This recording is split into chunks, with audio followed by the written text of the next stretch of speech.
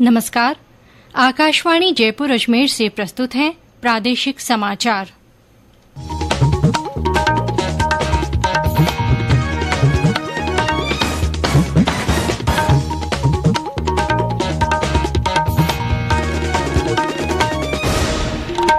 मुख्य समाचार। प्रधानमंत्री नरेंद्र मोदी ने शतरंज ओलंपियाड की ऐतिहासिक मशाल रिले की शुरुआत की। देश के शीर्ष सैन्य नेतृत्व ने कहा, अग्निपथ योजना को वापस नहीं लिया जाएगा।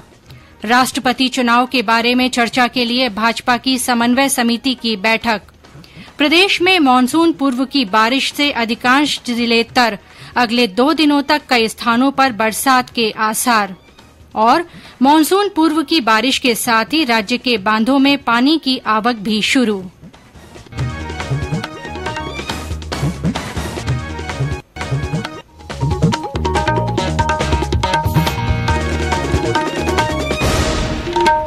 समाचारों के साथ मैं आरती नागर। और अब समाचार विस्तार से। प्रधानमंत्री नरेंद्र मोदी ने आज नई दिल्ली के इंदिरा गांधी स्टेडियम में 44वें शतरंज ओलंपियाड की ऐतिहासिक मशाल रिले की शुरुआत की। इस अवसर पर श्री मोदी ने कहा कि देश ने पिछले कुछ वर्षों में शतरंज के क्षेत्र में अच्छा प्रदर्शन किया है।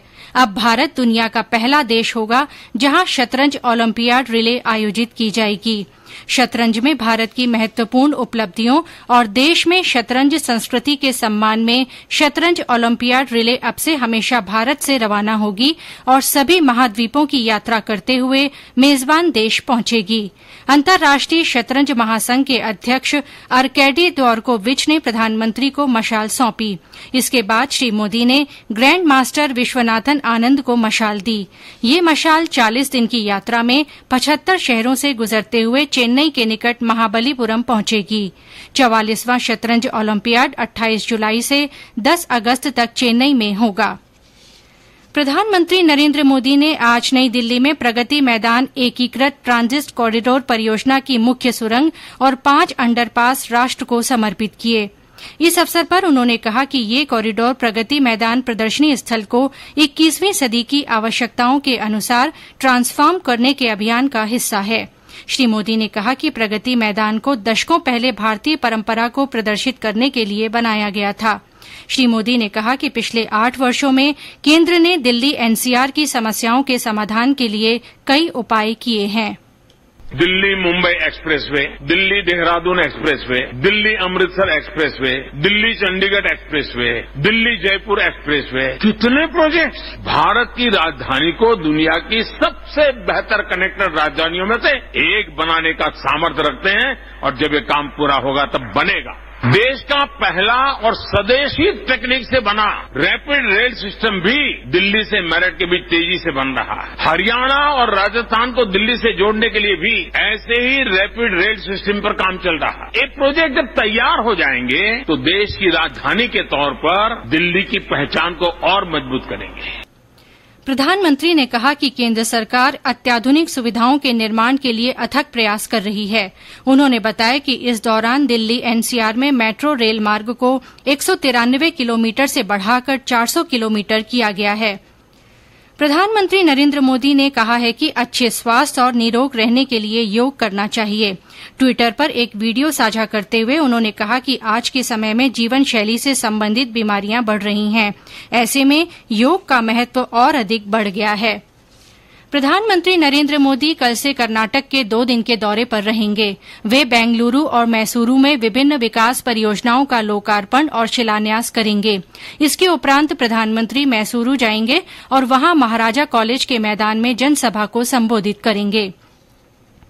राष्ट्रपति चुनाव के बारे में विस्तृत चर्चा के लिए आज दिल्ली में भारतीय जनता पार्टी की समन्वय समिति की पहली बैठक आयोजित की जा रही है। पार्टी के राष्ट्रीय अध्यक्ष जगत प्रकाश नड्डा इसकी अध्यक्षता करेंगे। भाजपा की ओर से श्री नड्डा और रक्षा मंत्री तथा लोकसभा के उपनेता राजनाथ सिंह को सभी राजनैतिक दलों के साथ चर्चा कर राष्ट्रपति पद के उम्मीदवार पर आम सहमति बनाने के लिए जिम्मेदारी दी गई है। भाजपा ने अपनी राज्य इकाइयों और सहयोगियों के साथ 14 सदस्यों की समन्वय समिति का गठन किया है।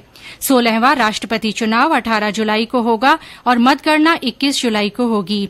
गौरतलब है है कि राष्ट्रपति रामनाथ कोविंद का 5 साल का कार्यकाल 24 जुलाई को समाप्त हो रहा है। देश के शीर्ष सैन्य नेतृत्व में आज कहा कि अग्निपथ योजना को वापस लेने का कोई सवाल ही नहीं है। नई दिल्ली में संवाददाता सम्मेलन में उन्होंने अग्निपथ योजना पर हो रही हिंसा की निंदा की। उन्होंने कहा कि उत्पात मचाने वाले लोग सेना का हिस्सा नहीं बन सकते। रक्षा मंत्रालय के सैन्य मामलों के विभाग में अपर सचिव लेफ्टिनेंट जनरल अनिल पुरी ने कहा कि अग्निपथ योजना को लागू करने का मुख्य उद्देश्य अधिक से अधिक युवाओं को सेना में भर्ती करना है। उन्होंने कहा कि अग्निवीरों को सियाचिन और अन्य क्षेत्रों में वही भत्ता दिया जाएगा जो वर्तमान में सेवारत नियमित सैनिकों को मिल रहा है। एयर मार्शल सूरज झा ने कहा कि भारतीय वायुसेना में 24 जून से अग्निपथ योजना के तहत भर्ती शुरू हो जाएगी। एयर मार्शल झा ने कहा कि पहले बैच को दिसंबर तक नामांकित किया जाएगा और प्रशिक्षण 30 दिसंबर तक शुरू होगा। वहीं वाइस एडमिरल दिनेश त्रिपाठी ने कहा कि इस वर्ष 21 नवंबर से पहला नौसैनिक अग्निवीर ओडिशा में प्रशिक्षण प्रतिष्ठान INS चिल्का तक पहुंचना शुरू कर देगा। अग्निपथ योजना में महिला और पुरुष दोनों भर्ती हो सकते हैं। देश में कोयले के घरेलू उत्पादन में 16 जून को 28% की बढ़ोतरी दर्ज की गई है। 2021-22 में 77 करोड़ 70 लाख टन का रिकॉर्ड उत्पादन होने के बाद चालू वित्त वर्ष में भी कोयले का घरेलू उत्पादन बढ़ रहा है। कोयला मंत्रालय के अनुसार पिछले महीने कोयले का कुल घरेलू उत्पादन 13 करोड़ 70 लाख टन से ज्यादा हुआ था, जो पिछले वित्त वर्ष की इसी अवधि में हुए 10 करोड़ 48 लाख 30 हजार टन उत्पादन से 28% ज्यादा है। ये समाचार आकाशवाणी जयपुर अजमेर से प्रसारित किए जा रहे हैं। समाचार अभी और भी हैं, उससे पहले ये संदेश। कंपटीशन की अगर आप कर रहे हैं तैयारी, तो उनके लिए ऑल इंडिया रेडियो पर हम लाए हैं अभ्यास, एक ऐसा कार्यक्रम जिसमें आप पूछेंगे सवाल व्हाट्सएप नंबर 9289094044 पर, या फिर ईमेल करेंगे abhyas.airnews@gmail.com पर, और हमारे विशेषज्ञ देंगे इसका जवाब। इस बार का विषय है इंटरनल सिक्योरिटी और सवाल भेजने की अंतिम तारीख है 22 जून। आपका अभ्यास हमारा प्रयास। समाचारों में आपका फिर स्वागत है। प्रदेश में मानसून पूर्व की बारिश से आज भी अधिकांश जिले तर रहे। पिछले 24 घंटों के दौरान बीकानेर, बूंदी, करौली, बारां, सवाईमाधोपुर सहित अन्य कई स्थानों पर बारिश का दौर जारी रहा। जयपुर और भरतपुर संभाग में मध्यम से तेज बारिश दर्ज की गई। सबसे ज्यादा 92 मिलीमीटर बरसात दौसा में हुई। टोंक जिले के उनियारा में 85 मिलीमीटर, सवाईमाधोपुर जिले के मलारना डूंगर में 80 मिलीमीटर और गंगापुर सिटी में 61 मिलीमीटर, श्रीगंगानगर जिले के अनूपगढ़ में 60 मिलीमीटर बारिश रिकॉर्ड हुई। आज बारां के शाहबाद, केलवाड़ा क्षेत्र में तेज पानी बरसा। बीकानेर में ठंडी हवाओं के साथ रिमझिम बारिश का दौर जारी रहा। राजधानी जयपुर में बीती रात से शुरू हुआ बरसात का सिलसिला आज भी रुक रुक कर जारी रहा। वहीं झुंझुनू जिले के बदला, चिड़ावा, खेतड़ी और अन्य क्षेत्रों में भी झमाझम पानी बरसा। उधर सीकर से हमारे संवाददाता ने बताया कि जिले में कई स्थानों पर आज भी रिमझिम बारिश हो रही है। इससे लोगों को भीषण गर्मी से राहत मिली है और मौसम खुशनुमा हो गया है।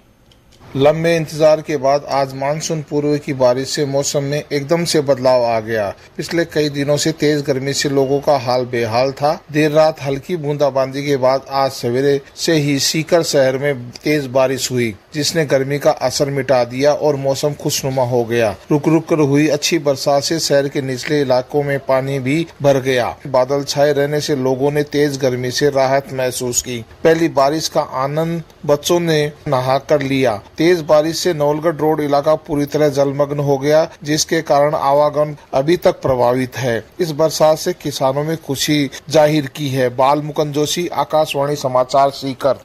फलौदी को छोड़कर लंबे अंतराल के बाद अन्य सभी स्थानों पर अधिकतम तापमान कल 40 डिग्री सेल्सियस से नीचे रहा और तापमान में 3 से 7 डिग्री तक की गिरावट आई है। मानसून पूर्व की बारिश से किसानों ने खरीफ फसल की बुवाई के लिए तैयारियां शुरू कर दी हैं। मानसून पूर्व की बारिश के साथ ही बांधों में पानी की आवक भी शुरू हो गई है। बीसलपुर बांध में पिछले 2 दिनों में 7 सेंटीमीटर पानी आया। प्रदेश में 1 जून से अब तक 6 जिलों में मानसून पूर्व की असामान्य बारिश हुई है। 3 जिले अलवर, बारां और टोंक में सामान्य से अधिक और जयपुर सहित 9 जिलों में सामान्य तथा 11 जिलों में सामान्य से कम बरसात हुई है। चित्तौड़गढ़, जालौर, झुंझुनू और पाली में अभी तक औसतन बहुत कम वर्षा हुई है। मौसम विभाग के जयपुर केंद्र के निदेशक राधेश्याम शर्मा ने बताया कि अगले 2 दिन तक प्रदेश के ज्यादातर भागों में मानसून पूर्व की गतिविधियां जारी रहने के आसार हैं। उन्होंने बताया कि अरब सागर और बंगाल की खाड़ी से आने वाली नमी वाली हवाएं आने से राज्य में कई स्थानों पर बारिश की प्रबल संभावना है। प्री मानसून की गतिविधियां राजस्थान के ज्यादातर इलाकों में अगले 48 घंटों तक जारी रहेगी। बीकानेर संभाग में अभी भी अगले 48 से 72 घंटों तक कुछ स्थानों पर मेघ गर्जन के साथ मध्यम से तेज दर्जे की बारिश का दौर जारी रहेगा। वहीं जोधपुर संभाग के जो दक्षिणी भाग हैं, विशेषकर बाड़मेर, जालौर और पाली आसपास के जिलों में फिलहाल बारिश में कमी रहेगी। केवल नॉर्दर्न पार्ट्स ऑफ जोधपुर संभाग के स्थानों पर बारिश की संभावना बनी रहेगी। 22-23 जून से पश्चिमी राजस्थान में बारिश की गतिविधियों में एक बार फिर से कुछ कमी दर्ज होगी। पूर्वी राजस्थान में भी अगले 48 घंटों तक ज्यादातर जिलों में, जयपुर, कोटा, भरतपुर, अजमेर के अलावा उदयपुर संभाग में भी अगले 48 घंटों तक मेघ गर्जन के साथ मानसून पूर्व की गतिविधियां जारी रहेगी। इस दौरान पूर्वी राजस्थान में 1-2 स्थानों पर भारी बारिश भी दर्ज की जा सकती है। प्रदेश में कंप्यूटर अनुदेशक भर्ती परीक्षा का आयोजन किया गया। राजस्थान कर्मचारी चयन बोर्ड की ओर से 2 दिन तक चलने वाली भर्ती परीक्षा में करीब 2.5 लाख से ज्यादा अभ्यर्थी शामिल हुए। परीक्षा सभी संभागीय मुख्यालयों पर 2 पारियों में आयोजित की गई। चूरू में आज स्वतंत्रता सेनानी बाल मुकुंद बिस्सा की याद में जिला प्रशासन और महात्मा गांधी जीवन दर्शन समिति की ओर से स्मृति दिवस का आयोजन हुआ। कार्यक्रम में अनेक वक्ताओं ने विचार व्यक्त कर आजादी आंदोलन को दुनिया का सबसे बड़ा अहिंसक आंदोलन बताया। उधर बीकानेर में गांधी दर्शन प्रशिक्षण शिविर 21 जून से आयोजित किया जाएगा। 2 दिवसीय इस आयोजन में विभिन्न कार्यक्रम होंगे। देश के 11 राज्यों और केंद्र शासित प्रदेशों में पोलियो टीकाकरण 2022 अभियान पूरे जोरों से चल रहा है। स्वास्थ्य मंत्रालय के अनुसार ये अभियान राजस्थान सहित बिहार, चंडीगढ़, दिल्ली, गुजरात, हरियाणा, झारखंड, महाराष्ट्र, पंजाब, उत्तराखंड और पश्चिम बंगाल में चलाया जा रहा है। इस वर्ष का पहला उपराष्ट्रीय टीकाकरण दिवस 5 वर्ष से कम आयु के लगभग 3 करोड़ 9 लाख बच्चों को पोलियो प्रतिरोधक खुराक पिलाने के लक्ष्य के साथ शुरू किया गया। ये अभियान पोलियो केंद्रों पर और घर घर जाकर तथा मोबाइल और ट्रांजिट टीमों के माध्यम से चलाया जा रहा है। मंत्रालय ने कहा है कि भारत को मार्च 2014 में पोलियो मुक्त प्रमाणित किया गया था, लेकिन बाहर से या वैक्सीन से उत्पन्न पोलियो वायरस के उभरने का जोखिम वैश्विक उन्मूलन तक बना रहता है। इसलिए देश में अधिक से अधिक लोगों को पोलियो प्रतिरोधक खुराक देने और निरंतर निगरानी जरूरी है। सरकार ने कर्मचारी राज्य बीमा ईएसआई योजना को इस वर्ष के अंत तक पूरे देश में लागू करने का फैसला किया है। फिलहाल ये योजना 443 जिलों में पूरी तरह से और 153 जिलों में आंशिक रूप से लागू है। इसके अलावा 148 जिले इस योजना में शामिल नहीं हैं। इस योजना के तहत डिस्पेंसरी सह कार्यालय और आयुष्मान भारत प्रधानमंत्री जन आरोग्य योजना के अस्पतालों के सहयोग से चिकित्सा सेवाएं उपलब्ध कराई जाएंगी। ये फैसला श्रम और रोजगार मंत्री भूपेन्द्र यादव की अध्यक्षता में आज ईएसआई निगम की बैठक में लिया गया। प्रधानमंत्री नरेंद्र मोदी अगले रविवार को आकाशवाणी से मन की बात कार्यक्रम में देश विदेश के लोगों के साथ अपने विचार साझा करेंगे। श्री मोदी ने एक ट्वीट में इस बात को लेकर खुशी जताई है कि उन्हें इस महीने के कार्यक्रम के लिए कई तरह की जानकारी मिली है। और अंत में मुख्य समाचार एक बार फिर। प्रधानमंत्री नरेंद्र मोदी ने शतरंज ओलंपियाड की ऐतिहासिक मशाल रिले की शुरुआत की। देश के शीर्ष सैन्य नेतृत्व ने कहा है कि अग्निपथ योजना को वापस नहीं लिया जाएगा। राष्ट्रपति चुनाव के बारे में चर्चा के लिए भाजपा की समन्वय समिति की बैठक आयोजित की जा रही है। प्रदेश में मानसून पूर्व की बारिश से अधिकांश जिले तर हुए। अगले 2 दिनों तक कई स्थानों पर बरसात के आसार हैं। और मानसून पूर्व की बारिश के साथ ही राज्य के बांधों में पानी की आवक भी शुरू हो गई है। इसी के साथ प्रादेशिक समाचार बुलेटिन समाप्त हुआ। नमस्कार।